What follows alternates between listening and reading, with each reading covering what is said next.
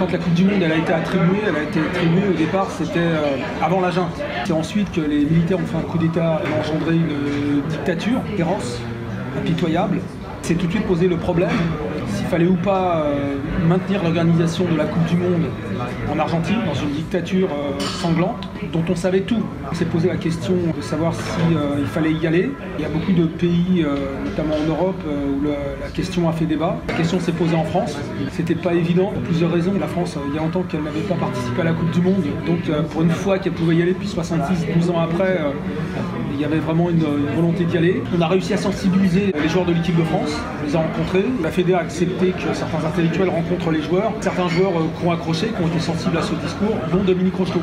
Parce que Dominique Rocheteau, il avait des convictions politiques, il ne l'a jamais vraiment caché. Il était déjà dans la mouvance un peu d'extrême gauche, il suivait un peu certaines publications de la LCR. Donc c'était quelqu'un de politisé, de conscientisé.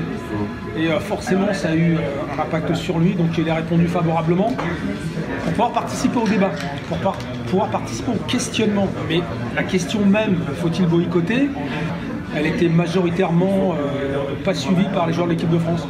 Donc on a réuni une sorte de compromis entre l'entraîneur Michel Hidalgo, les joueurs qui étaient intéressés pour faire quelque chose, et puis un peu la Fédé qui a laissé faire, c'est-à-dire on va en Argentine, on ne boycotte pas, donc on participe à la Coupe du Monde, mais on fait en sorte de rendre public la situation politique là-bas en rencontrant des gens. Ça lui a donné une aura de sportif engagé, que j'en ai parlé avec lui. Ça ne lui a pas nui et ça ne lui a pas profité.